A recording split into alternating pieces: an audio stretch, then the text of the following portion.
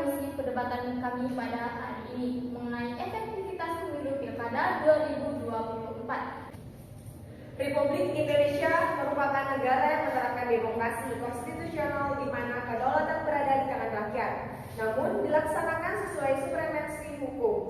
Demokrasi dan supremasi hukum saling berdampingan dan tidak mendahului satu sama lain. Konsep tersebut dilandasi berlakunya pasal 1 ayat 2 Undang-Undang Dasar Negara Republik Indonesia tahun 1945. Konsep pemilihan umum wakil rakyat secara langsung, umum, bebas, rahasia, jujur, dan adil setiap 5 tahun sekali sebagaimana mendapat pasal 22E ayat 1 Undang-Undang tahun 1945. Namun, dalam pelaksanaannya, pemilu yang demikian baru bisa terwujud bila pemilihan memberi suaranya sesuai informasi dan memadai dan benar.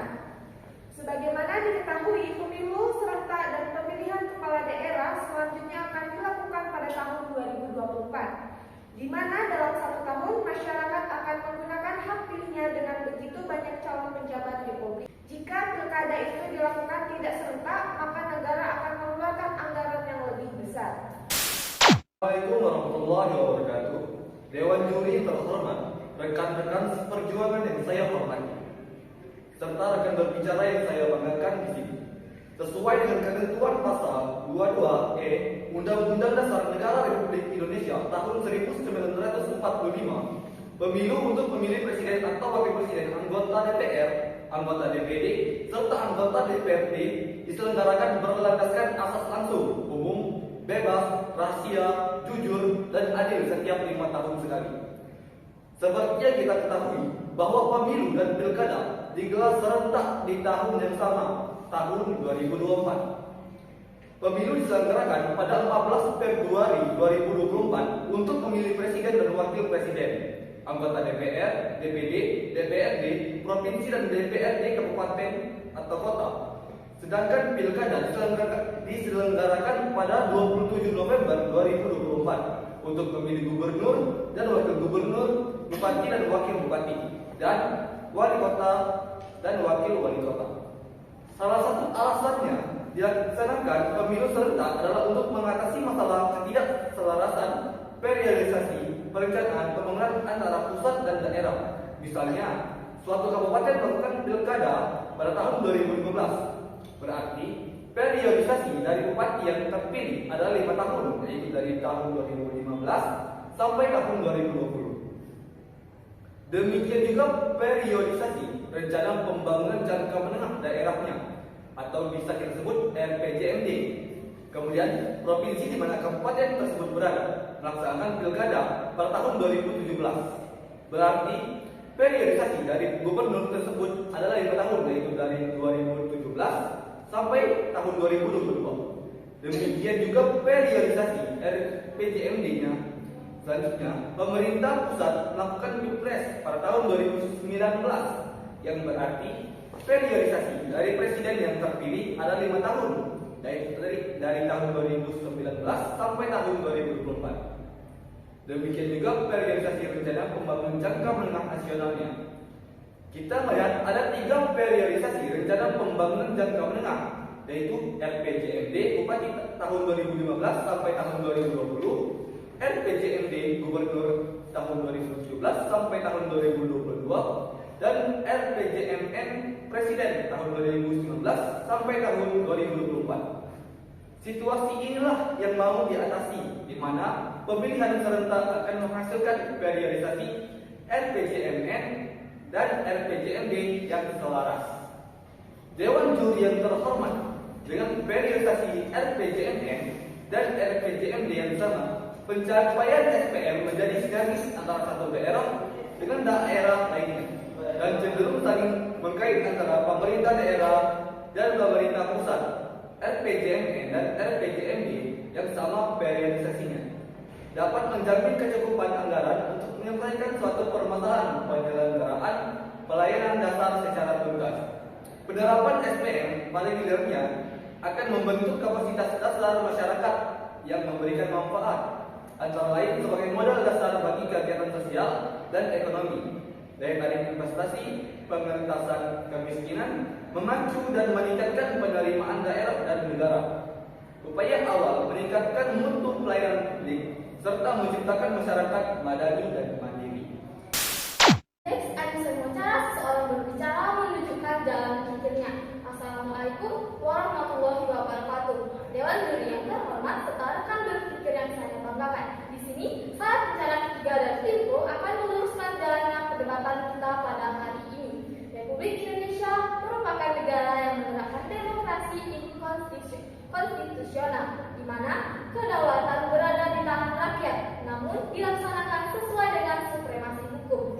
Konsep pemilihan umum wakil rakyat secara langsung, umum, bebas, rahasia, jujur dan adil setiap 5 tahun sekali sebagaimana dibuat dalam pasal 22E ayat 1 Undang-Undang tahun 1945. Sebagaimana diketahui, pemilu serentak akan dilaksanakan pada tahun 2024, di mana masyarakat akan menggunakan hak pilihnya untuk menentukan begitu banyak calon pejabat publik. Pemilu 2024 ditetapkan menggunakan undang-undang pemilu yang sama dalam penyelenggaraan pemilu 2019, sehingga memang tidak menutup kemungkinan Dewan Juri yang terhormat untuk menghadapi tantangan ataupun kerumitan yang sama dengan yang dihadapi dalam pemilu serentak pada tahun 2019.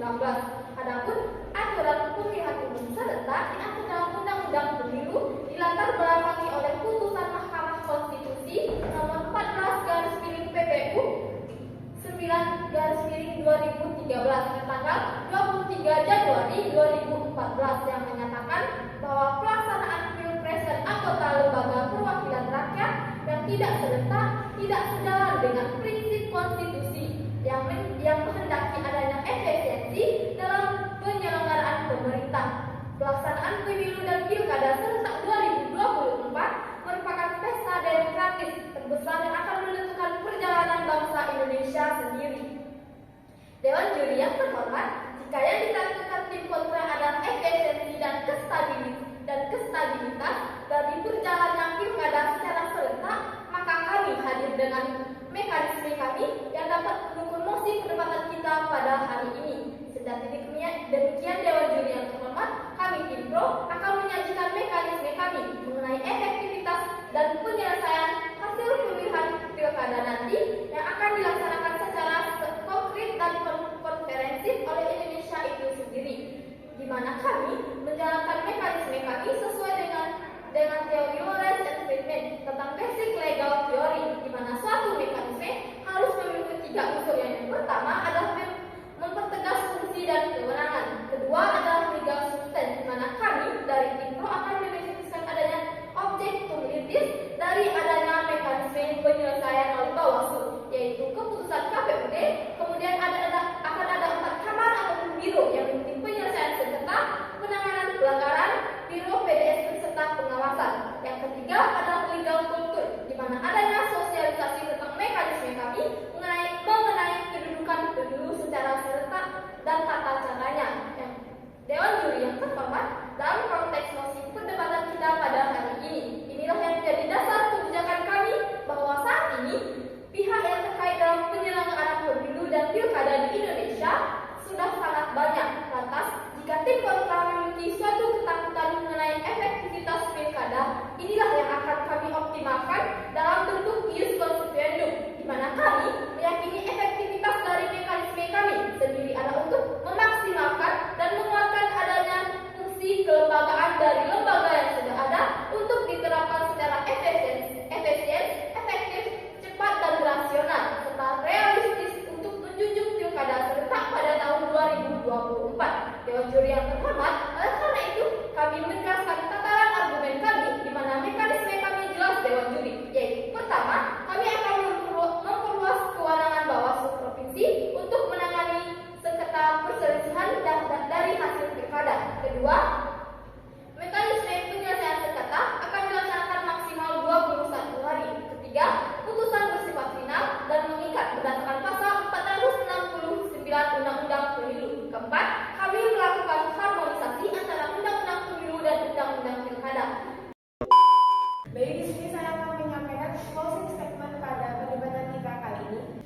Dari efisiensi anggaran, kita ingin melakukan efisiensi anggaran terkait dengan pemilu maupun pilkada. Ingat bahwa kondisi pandemi membuat negara mau tak mau harus efisien dalam menggunakan APBN. Menjadi berat buat negara dalam situasi tengah mengalami krisis akibat pandemi. Kalau tanggal waktu terlalu lama dengan pelantikan presiden, ini juga akan mengganggu proses efektivitas pemilihan.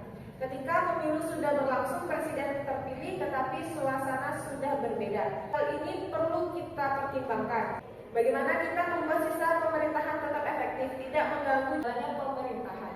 Dewan Juri yang terhormat, oleh karena itu, dengan mekanisme yang telah kami sampaikan, yang pertama, kami akan memperluas kewenangan Bawaslu Provinsi untuk menangani sengketa perselisihan hasil pilkada. Yang kedua, mekanisme penyelesaian sengketa akan dilaksanakan maksimal 21 hari. Yang ketiga, putusan bersifat final dan mengikat berdasarkan pasal 469 Undang-Undang Pemilu. Yang keempat, kami melakukan harmonisasi antara Undang-Undang Pemilu dan Undang-Undang Pilkada. Oleh karena itu, kami mendukung penuh pada mosi perdebatan kita pada hari ini. Sekian video dari kelompok 1, kami tutup dengan